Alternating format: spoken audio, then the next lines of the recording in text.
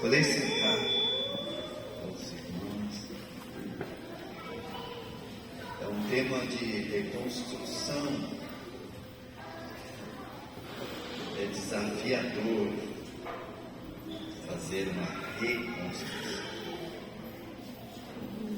Bispo Everly, se perto desse estado, que bom estar com o senhor, sua esposa, sua família. Eu quero ler com os irmãos o Salmo de número 84. Construir parece ser mais fácil, pastor. Não tem tanto entulho. Reconstruir é desafiador.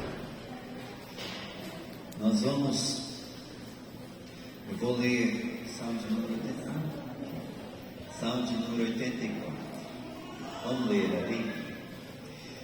Quão amáveis são os teus tabernáculos, Senhor dos exércitos. A minha alma suspira e desfalece pelos átrios do Senhor.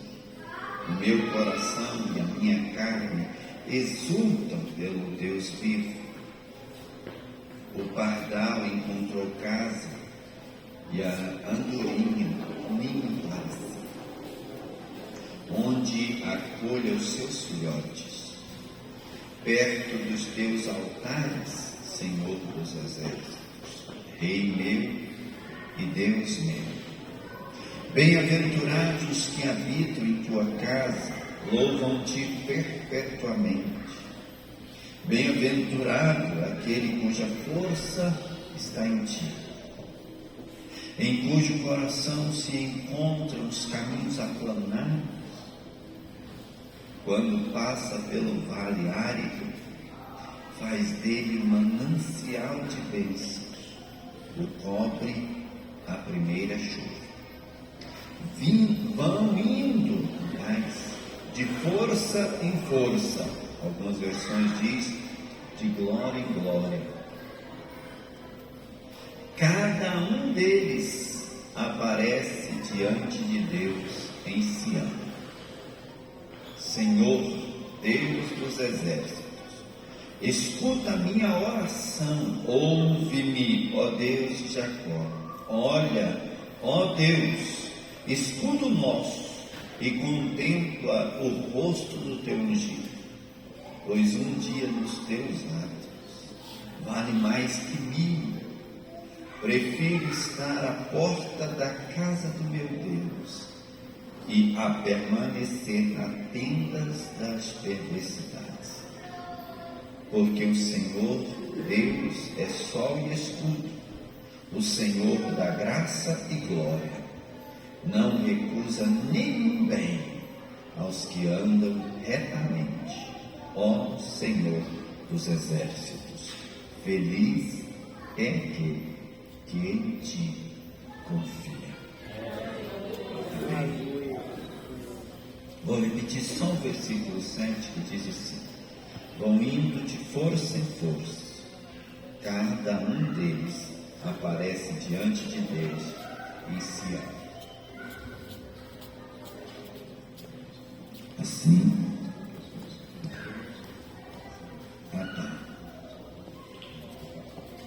não tem problema.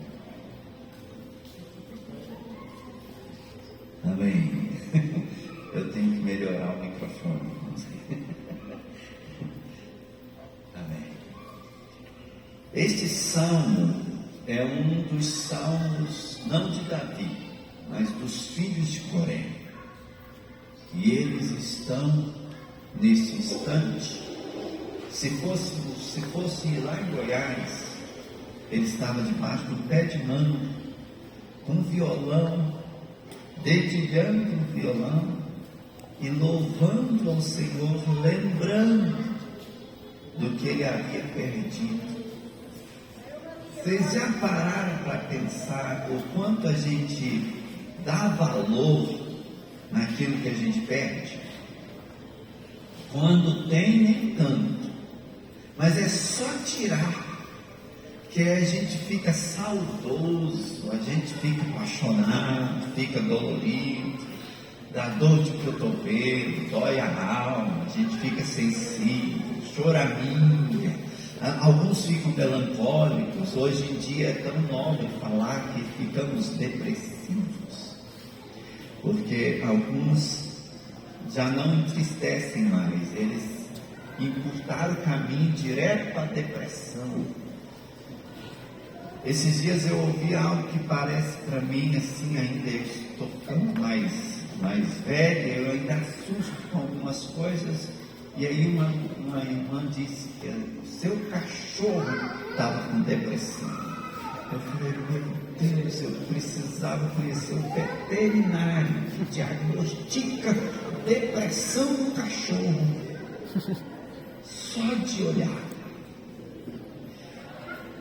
Aí, os filhos de Coré aqui, eles estão aprisionados, mas lembrando de quando estavam em Jerusalém, de quando eles tinham a liberdade. Sabe uma das situações que a gente padeceu agora há pouco, numa pandemia? Vocês lembram disso? Nesses 10 anos nós passamos por uma pandemia. E de verdade eu fiquei iludido pensando que no início daquela aflição e angústia, o povo ia se converter. Eu me iludi. A gente é bobo, né? Assiste muito filme, e aí a gente entende que na dificuldade o povo vai clamar a Deus. Fez foi desconverter. Tem muita gente que não volta para a igreja. Nesse processo eu voltei e tive oportunidade de passar por uma mudança de domicílio ministerial. Fui de uma cidade para outra, cheguei lá, vindo do interiorzinho, comecei a ir para o som das muitas águas. E aí, alguns irmãos eu comecei a visitar, né? Uns disseram, pastor, lá em casa não precisa ir, por enquanto, só pode ficar tranquilo, nós estamos bem. Medo da pandemia. Eu pensei, meu Deus, a pandemia não converte. E alguns deles ainda não estão com saudades. Aprender a cultuar virtualmente. Eu só não entendo como que faz para ter comunhão virtual. Mas aprender. Os filhos de Coré não. Eles aprisionados, cantarolando, dizendo, Senhor, eu tenho saudades do Senhor. Eu sinto falta do Senhor. Acho que a gente talvez só vamos conseguir entender isso o dia que a gente chegar no céu. Irmão, convém ir para o céu para resolver alguns dilemas. Sabe? Convém. Vocês já pararam para pensar, para a gente resolver um dos dilemas? Eu queria escutar de Adão. Chegar a conversar com Adão. Você já pensou que conversa boa? Você já parou para pensar por que a gente tem que fazer culto? É porque Adão saiu do Éden. Se ele não tivesse saído, nós não precisávamos fazer culto. Nós vivíamos a presença de Deus. O culto é porque a gente sente falta. Vocês já viram algumas pessoas falando assim, nossa, você sentiu a presença de Deus? Como se fosse um estalar de dedos, um lapso de êxtase, de emoção. E aí a gente fica tentando descrever. Você sentiu, você percebeu a presença de Deus? Você conseguiu render alguma coisa no seu coração? Ou talvez como nós pudéssemos perceber Moisés, quando ele queria ver Deus, e Deus disse, olha, não convém você me ver, mas eu vou te deixar colocar na fenda da rocha e vou passar rapidamente. Você não vai ter a percepção da minha presença visualmente, mas você vai sentir na sua vida a minha presença. Isso te causou um impacto extraordinário na vida de Moisés. Você já parou para pensar o que é Adão ensinar o culto? Porque agora ele sente falta do que ele perdeu no jardim. Jesus. Ele tem que ensinar aos seus filhos, dizendo assim: todos os dias o Senhor vinha.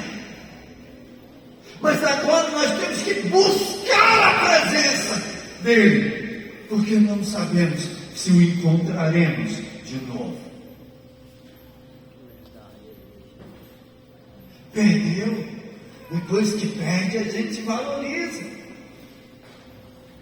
Os filhos de Coré estão aqui cantarolando, dizendo: Senhor, como era bom estar em Jerusalém e ir ao templo, adorar ao Senhor, até as andorinhas. Era melhor um dia na tua presença do que em qualquer outro lugar. Todavia, Senhor, nós vamos de força em força. Em algumas versões diz assim: de glória em glória, até nos apresentarmos ao Senhor em Sião. Eu quero te convidar a se apresentar diante dele em Sião. Neemias, na sua angústia, Neemias não tinha necessidade de se envolver com restauração ou reconstrução. Neemias estava bem. Vocês já viram algumas pessoas que saem do nosso país e vão para outros países? Vocês já viram? Já ouviram relatos, testemunhos? Provavelmente você tem conhecidos, familiares até. Saíram daqui bem, alguns formados, boas profissões, e foram para lá. Alguns deles fazendo serviços que aqui eles não se disponibilizariam a fazer. Mas eles dizem que estão bem lá. Estão bem lá. Neemias estava como escravo, mas parecia esses nossos parentes que vão para outros lugares no mundo, para a Europa, Estados Unidos. Neemias estava bem. Era copeiro do rei, um homem de confiança do rei, aquele que tinha que experimentar a bebida do rei antes que o rei bebesse. Caso ele fosse envenenado, a bebida morreria Neemias e não o rei. Então, antes do rei beber, Neemias experimentava.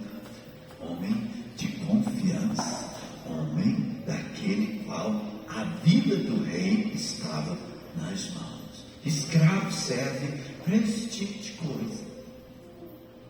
Lá ele estava bem.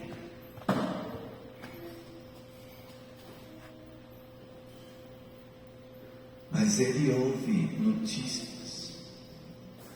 Alguém volta de Jerusalém. Numa dessas idas e vindas de muitos, ele resolve perguntar: como está Jerusalém? Como está o povo do Senhor?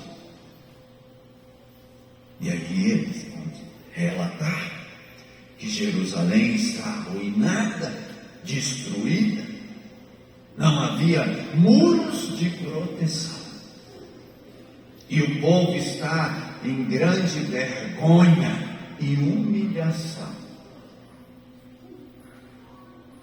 Foi isso o suficiente para Neemias se dispor a andar de força em força, de glória em glória, e se apresentar ao Senhor. O que tem te feito mover do seu lugar em direção ao Senhor? O que precisa acontecer na sua vida para você decidir buscar a presença de Deus? O que nós estamos esperando? Até quando nós vamos fazer de conta que estamos bem, sem nos apresentarmos diante dele em si?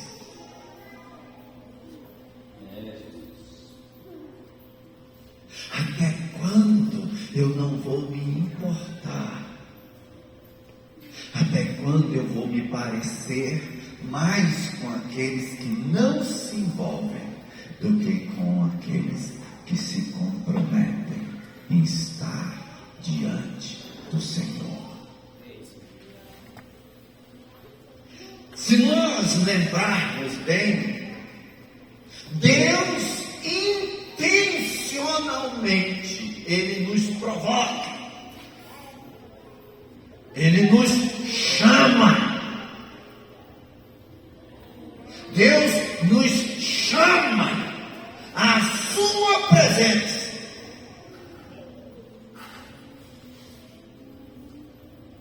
O quanto antes ouvirmos, melhor. Se nós lembrarmos da trajetória de Israel, saindo de Canaã, porque a fome chegou em Canaã, então Israel é enviado para o Egito.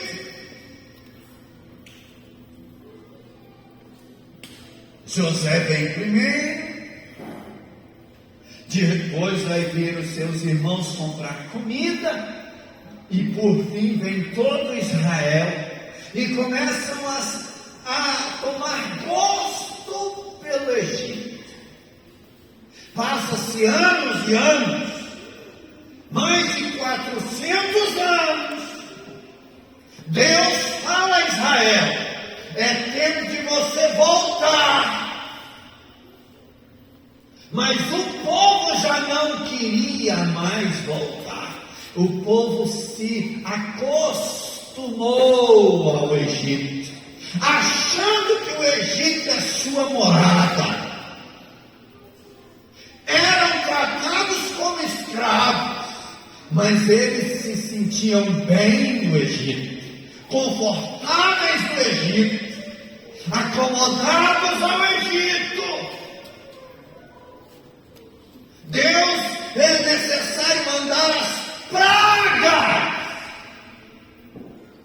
não só para abater os egípcios e se revelar a Deus, mas para que o povo desejasse sair e voltar para a presença dele. Vocês se lembram disso? A trajetória de Canaã para o Egito, e agora do Egito para Canaã, era para demorar aproximadamente 2 semanas, estourando 3 ao passo do gado, ou do rebanho, das mulheres e crianças. Perdurou 40 anos.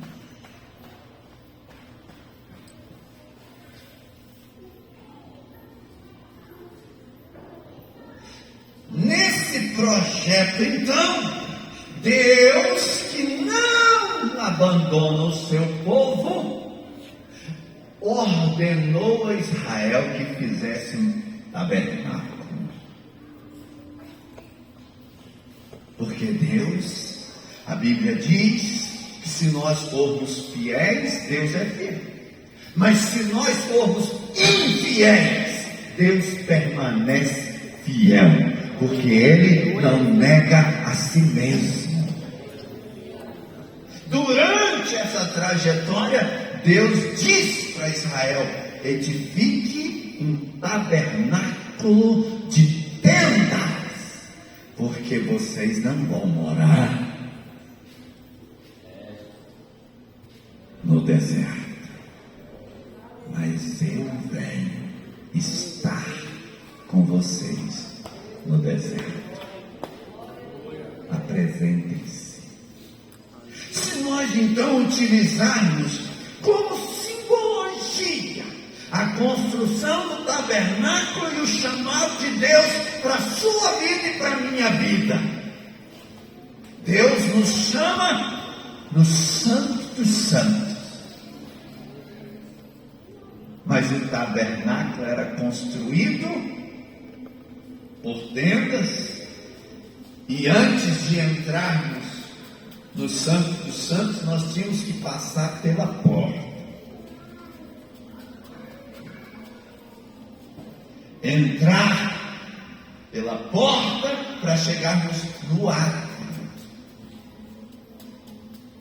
No Novo Testamento, Jesus Cristo diz que Ele é a porta. Ninguém chega ao Santo dos Santos, à presença de Deus, sem passar pela porta. Quando nós confessamos a Jesus Cristo como nosso Senhor e Salvador, nós entramos pela porta, passamos pela porta, entramos no caminho. Mas ao passarmos pela porta, no átrio, que é o quintal, e aí eu me lembro bem de quando nós viemos aqui há 10 anos atrás, pastor Vonei todo feliz, empolgado, porque foi o primeiro acampamento nessa estrutura. Os outros eram nas fazendas, era muito sofrido.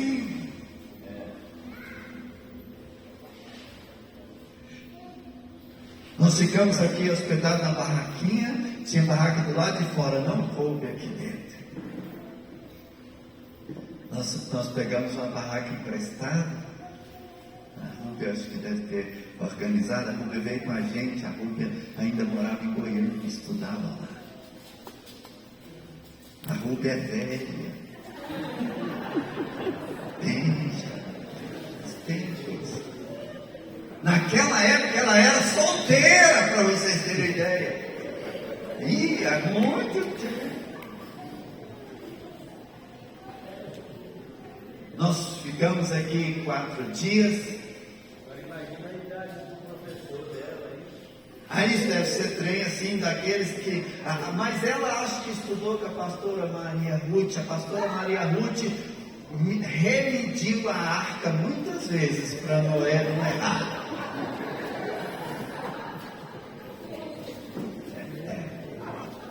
Os cômodos lá da arca ela conferiu todinho, você disse.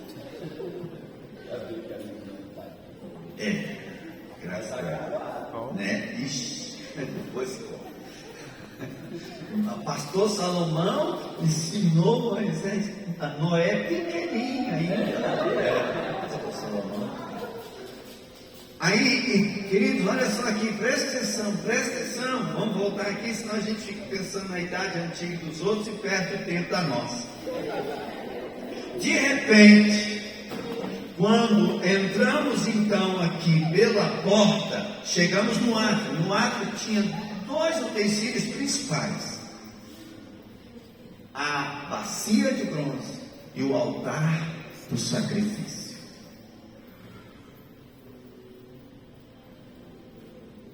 O altar era o lugar da entrega.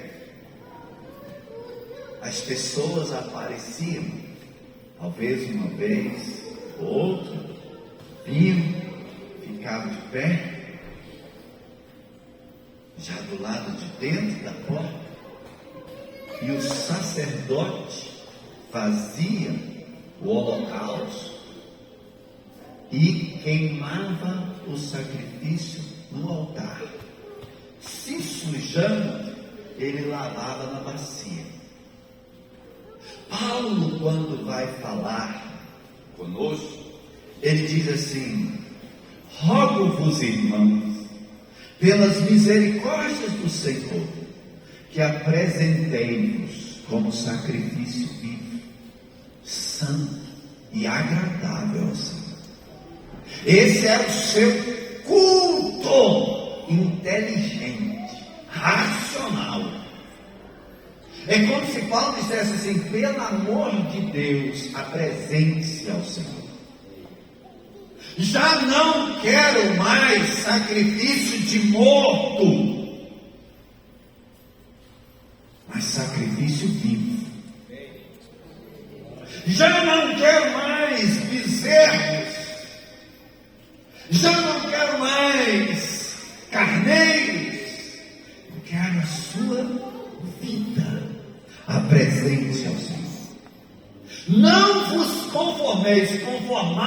Conformar é tomar a forma, modelo, padrão, limite. Não conformar é não aceitar.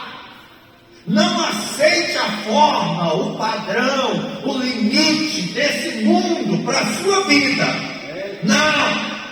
Mas transformar é mudar a forma.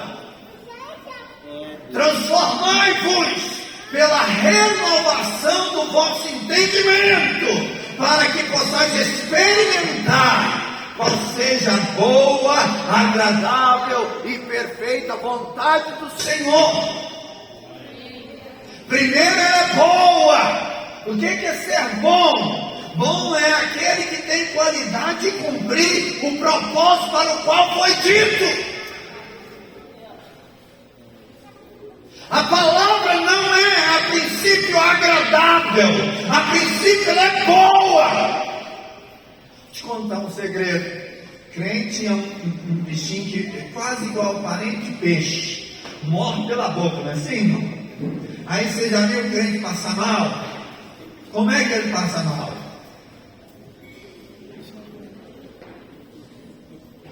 Aí você vai perto da sua avó, seu avô. Você passou mal, o que ele te recomenda? Porque comeu demais? Boldo, losma, carqueja, rabo de tatu. Você já ouviu falar nisso? O que mais? Etc. É agradável? Não. Mas é bom? É. A palavra de Deus primeiro, ela é boa. Não precisa ser agradável. Come, bebe. Não precisa ser agradável. Ela precisa cumprir o propósito para o qual ela foi liberada na sua vida. Depois ela se faz agradável, porque passou o mal que havia em nós. Por fim, ela se faz perfeita. Você está disposto? Você está disposto? Deus está nos chamando. Lá no Santo dos Santos, nós entramos pela porta.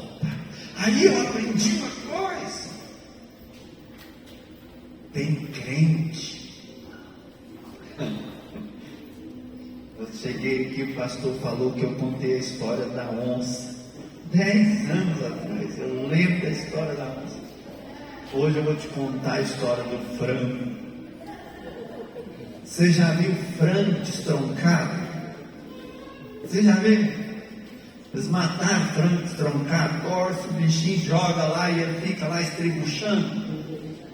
Tem crente que é igualzinho frango destroncado.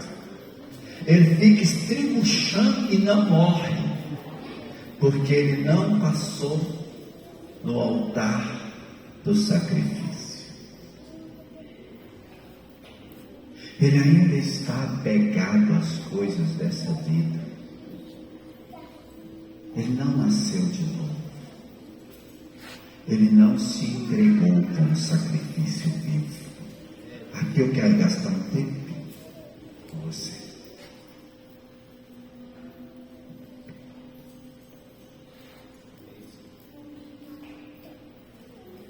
Quando Paulo faz menção deste tempo, ele escreve em Coríntios, e eu quero ler para que vocês acompanhem. Ora, irmão, não quero que vocês ignorem que os nossos pais estiveram todos sob a nuvem, debaixo da nuvem. E todos passaram pelo mar, todos em Moisés foram batizados, tanto na nuvem como no mar. Vamos devagarzinho? A nuvem, Deus estabeleceu a nuvem na travessia do deserto, na saída do Egito, na volta para Canaã. A nuvem de dia dava condições de vida e que se tornava coluna de fogo à noite para que aquentasse o povo e o mantivesse vivo. Deus manteve a sua presença em meio ao deserto. Paulo está dizendo que todos foram batizados, todos estiveram debaixo da nuvem, todos que estavam ali passaram pelo mar. Vocês lembram do mar? Israel passou. Aí alguns ficam questionando se em seco de levantar poeira, você tinha 10, 20 centímetros de água. Eu não sei que jeito que passaram. Eu só sei que Israel passou e o exército do Egito não passou.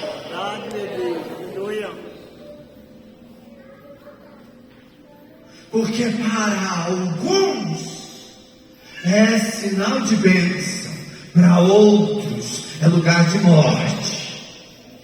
De que time nós fazemos parte? Todos foram submetidos ao mar e à nuvem. Todos em Moisés foram batizados na nuvem e no mar. Todos eles comeram do mesmo alimento espiritual. Deus mandava maná no deserto. Maná, uma espécie de pão. Todos os dias. Os que tentavam ser espertinhos, tentando pegar mais do que devia, no dia seguinte, esse maná não prestava. Na sexta, pegava a porção dobrada, porque no sábado não vinha. Era descanso do Senhor. Todos eles comeram do maná, comeram das cordonizes, todos eles beberam da mesma bebida. Aqui eu vou te chamar a atenção só um pouquinho. Todos eles beberam da mesma bebida espiritual. Irmãos, o que hoje nós temos como símbolo de comida espiritual e bebida espiritual? Pensou? Quer que eu fale? De vez em quando a gente faz.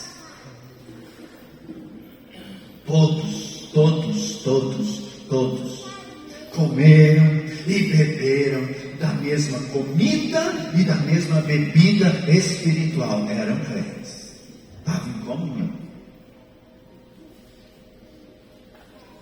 Todos. Mas aí olha só, porque bebiam de uma pedra espiritual que hoje seguia.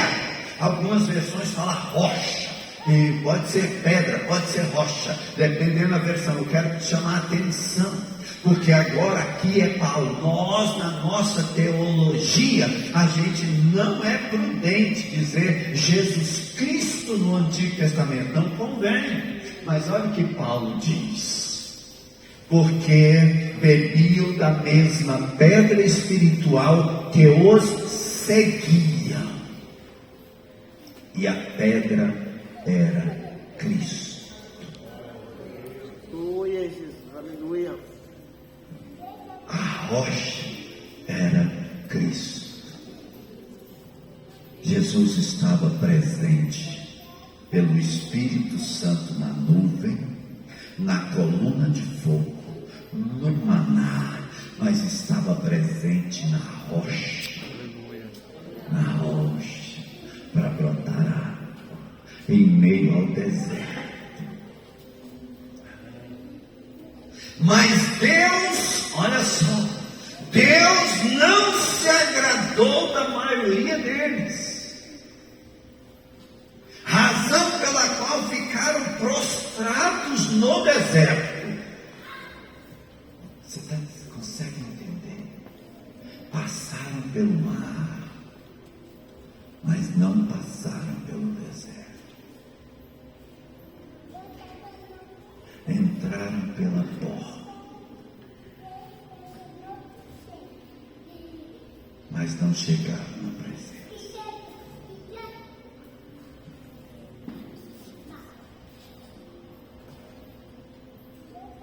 Ora, estas coisas se tornaram exemplos para nós, a fim de que não cobicemos. Paulo passa a elencar 5 atitudes desse povo que os fez perecer no deserto. A primeira delas, cobiça.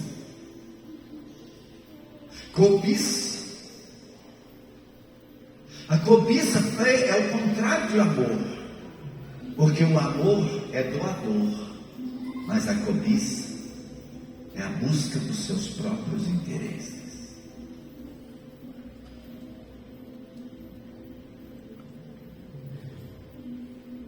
A cobiça me faz egoísta, me faz individualista, me faz buscar o meu bem-estar. O que moveu Neemias não foi cobiça, ele não precisava se envolver, mas foi amor. O que nos faz envolver uns com os outros, uns pelos outros, uns aos outros, é amor. A nossa bandeira é amor, e por aumentar a iniquidade, o amor de muitos tem se esfriado. Não é a igreja que esfriou, é o amor no meu coração.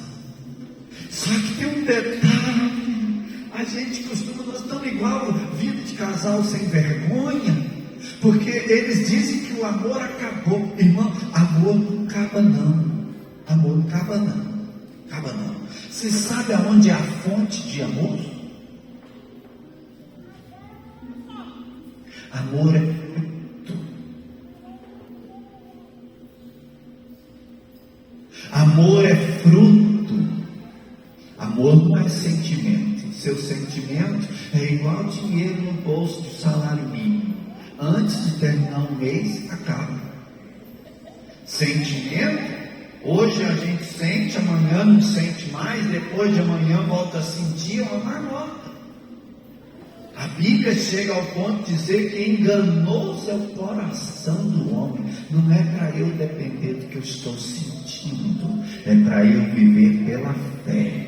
Porque os meus olhos não precisam ver, os meus ouvidos não precisam ouvir, mas eu preciso confiar que Deus que falou é fiel para fazer cumprir na minha vida, ainda que os meus olhos não vejam, ainda que o meu coração não sinta, eu preciso confiar, continuar crendo. Eu vou me apresentar diante dele. Mas a cobiça não me deixa, porque a cobiça é a busca do meu próprio objetivo, é o meu sonho, é o meu sonho, é o meu sonho, é o meu desejo.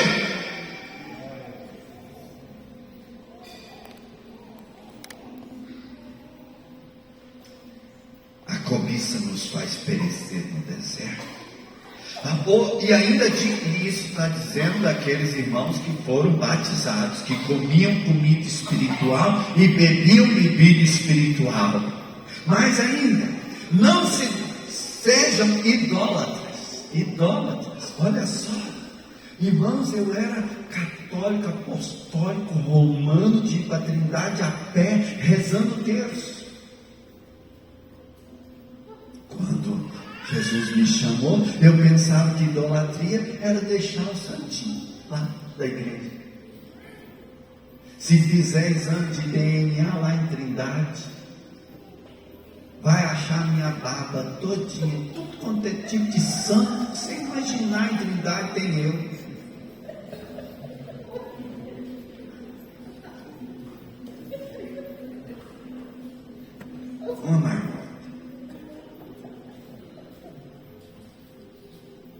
Eu pensava que era desse tipo de idolatria, pastor, mas eu vou continuar a leitura.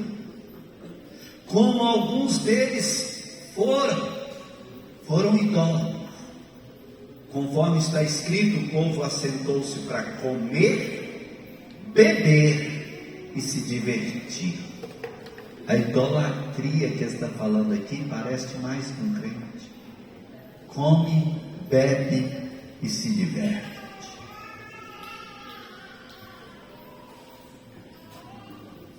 Essa idolatria da autossatisfação. Eu estou me sentindo tão bem. Eu vim para o culto hoje, estou até mais leve, e não emagrece, mas se sente mais leve. É mentira. Percebe a ilusão que a gente vive, a enganação que a gente vive, a mentira que a gente vive. Isso é idolatria. Segundo Paulo, a idolatria, ele faz com que o povo pudesse caminhar uma jornada de 2 a 3 semanas, passar 40 anos morrendo no deserto. Não era para morrer. É Jesus. Não era.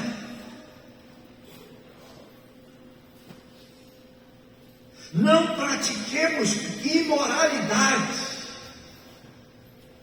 pornografia, imoralidade. Vou ser bem rápido aqui. Como alguns deles fizeram e caíram mortos num só dia, 23.000.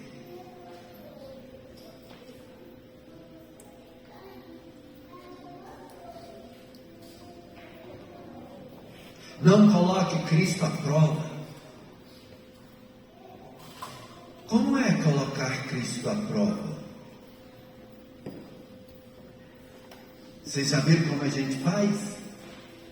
A gente elabora o nosso projeto, o nosso sonho, e depois vai chorar para Deus abençoar. Tem 2 tipos de gente: os que oram para casar, é uma gracinha, e os que casam para orar, porque não orou antes.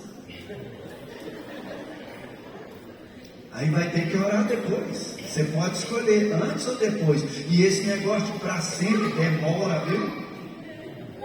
Demora. Eu estou com quase 30 anos casado.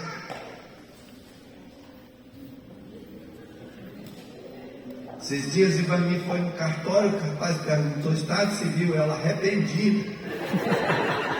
Aí eu vim chegando e ele, arrependido. Não existe isso, dona. Existe. Eu sou. Aí eu cheguei, ele olhou para mim, eu falei, não, arrepender ela pode, não pode largar. Vai viver comigo arrependido o resto da vida. O problema é dela, orou fogo, agora aguenta, não é assim? Pronto, para sempre é muito tempo, irmão. Pensa bem, viu? Está tempo de orar, está em tempo de orar para casar. Pode orar, está na hora certa, é melhor agora. Desfruta depois. Porque geralmente as pessoas querem colocar o Senhor à prova assim. Eles fazem o plano e depois querem que Deus aprove o seu plano. Deus não tem obrigação de aprovar o meu sonho, o meu plano. O sonho que Deus se compromete é o sonho que Ele sonhou para nós. Aleluia. Esse é garante. O que eu sonhei, tem muita coisa que vai dar nada. Vai dar nada. Não fiquem, então não coloque o Senhor à prova, não fiquem murmurando, como alguns deles murmuraram e foram destruídos pelo exterminador.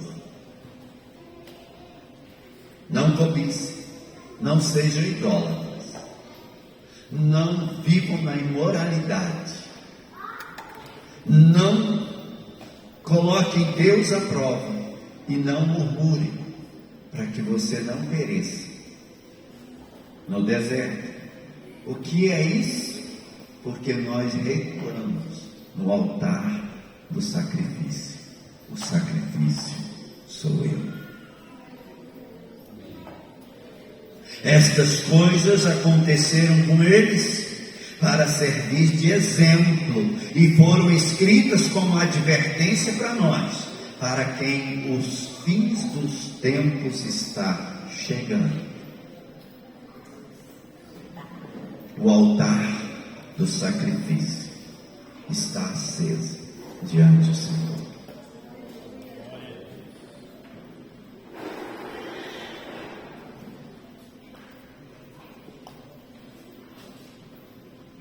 O sacrifício sou eu. O sacrifício é você. Aquele que quiser vir após mim, negue-se a si mesmo. Toma a sua cruz e siga. As raposas têm suas covas, os passarinhos têm os seus ninhos, mas o Filho do Homem não tem. Jesus não morreu na cruz para me fazer bem-sucedido. Jesus não morreu na cruz para me dar saúde. Jesus não morreu na cruz para me dar um carro novo, uma casa nova. Jesus não morreu na cruz para me dar um salário bom. Jesus morreu na cruz para perdoar os meus pecados e me reconciliar com Deus. É hora de reconstruir, igreja.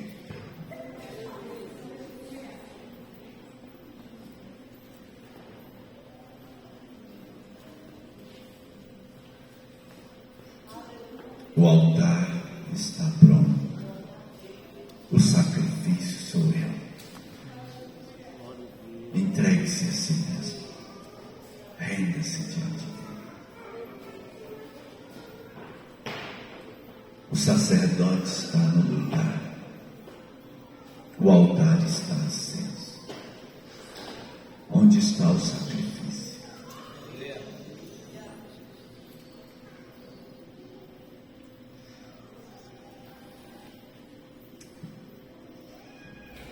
A gente faz a campanha do Isaac, né? Deus não quer Isaac. Deus quer Abraão. Deus nunca quis Isaac. Isaac era isca. Deus pede a isca para ganhar Abraão.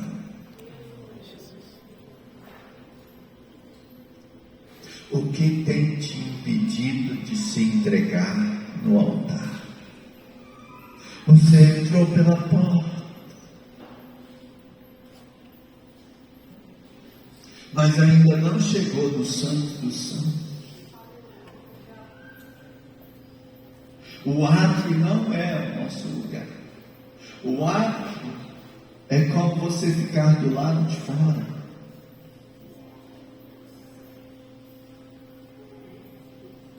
Ficar no quintal. Deus está nos chamando no Santo dos Santos.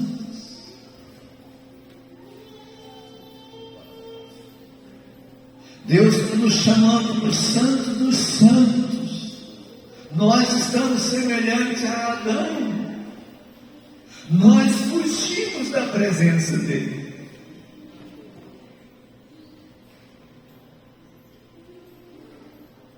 Os olhos do Senhor estão sobre a terra. Nós estamos buscando o favor de Deus, mas não a face de Deus. Nós queremos o poder de Deus, a força de Deus, as mãos de Deus, mas não queremos a comunhão com Ele.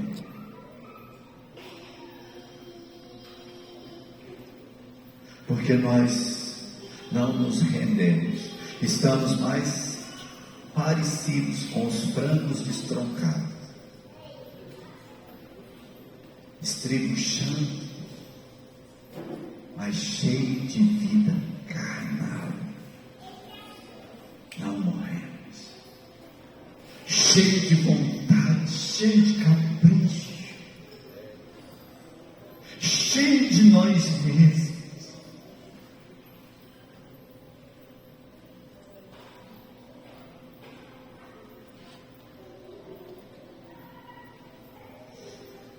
É tempo de passarmos no altar. Entregue-se a si mesmo. Rogo-vos, irmãos.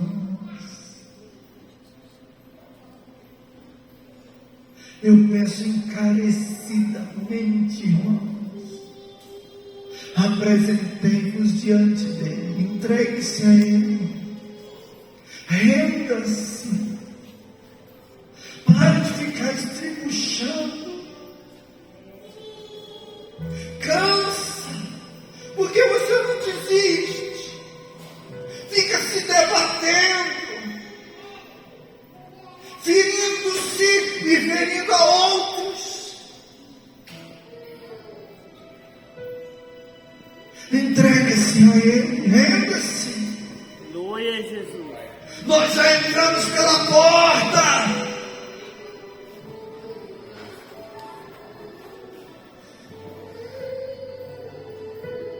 O profeta Abacuque é o único livro de profecias que não tem uma sequer. O único profeta que não tem registro de uma profecia. Ele vai se indignar diante de Deus. Ele vai dizer: Deus, só não está vendo o que está acontecendo. Deus não mudou a situação, mas Deus mudou o profeta. Por fim, Abacuque diz: ainda que a figueira não floresça, ainda que a videira não dê o seu fruto, ainda que o fruto da oliveira falhe, ainda que no curral não haja gado, ainda que as ovelhas não deem suas crias, ainda que não haja mantimento nos campos, eu me alegrarei no Senhor. Ainda que tudo dê errado, que os meus planos não aconteçam. Deus quer reconstruir. Deus precisa reconstruir. A reconstrução é na presença dEle, mas para chegar lá nós precisamos passar pelo altar do sacrifício, deixar de lado a cobiça, aquilo que nos é como próprio, de vontade própria. Deus quer reinar, venha o teu reino. É outro reino. Quem prometeu riqueza, fama e glória não foi Deus. Na Bíblia não. Na Bíblia não. Renda-se, entregue-se. O altar, o fogo do altar está aceso.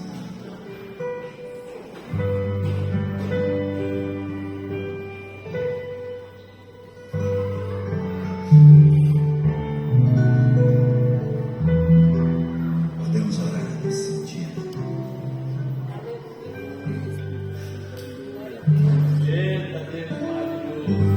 Senhor, restaura minha vida.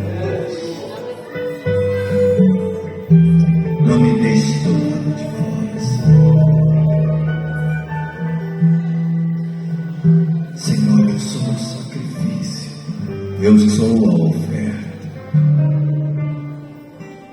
Eis-me aqui, Senhor. Recebe-me, Senhor. Recebe-me, Senhor. Recebe-me, Senhor.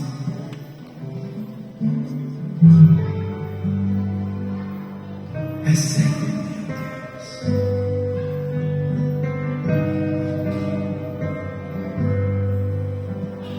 Me ensina, Deus. Me ensina, Deus.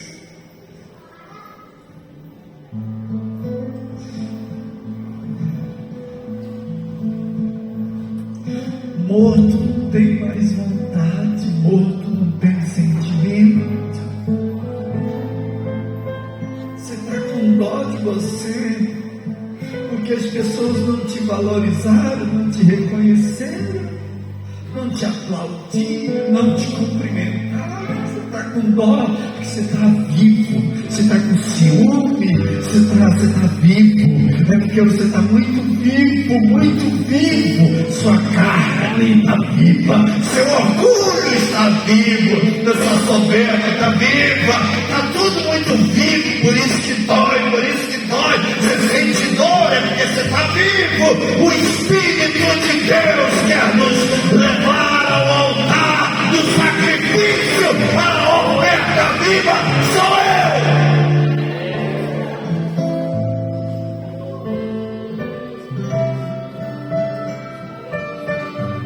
Nós somos a oferta.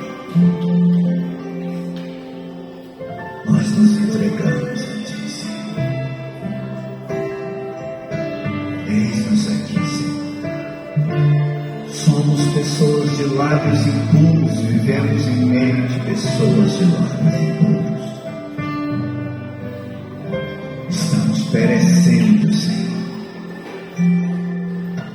Estamos perecendo, Senhor. Estamos perecendo, Senhor.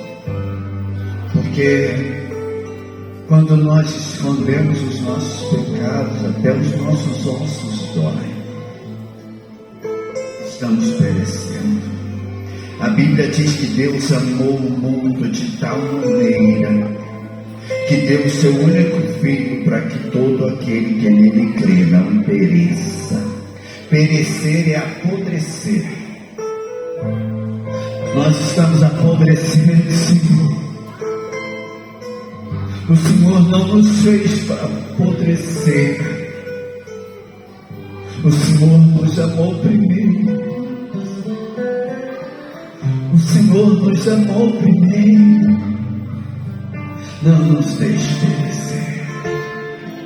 Perdoa-nos, ó Deus, perdoa-nos, ó Deus, perdoa-nos, ó Deus, perdoa-nos, ó Deus, perdoa-nos.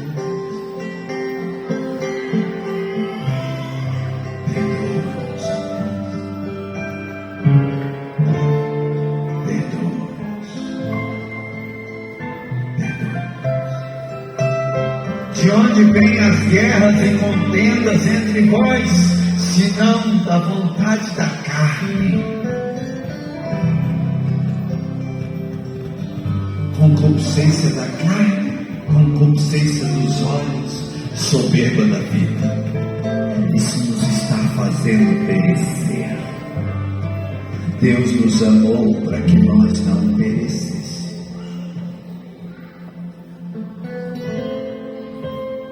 Amor é fruto do Espírito.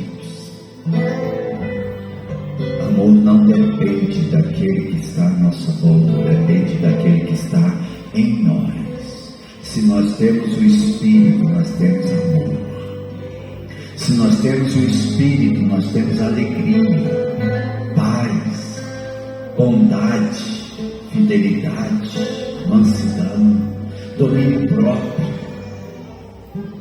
Contra estas coisas não tem restrição.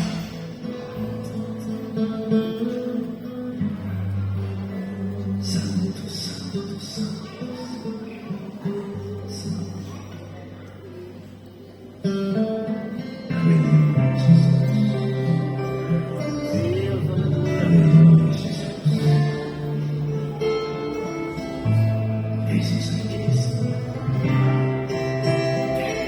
totalmente entregues ao Senhor. Oi, Jesus, aleluia. Ajuda-nos a ouvir a tua voz nos chamando. Nós nos apresentaremos diante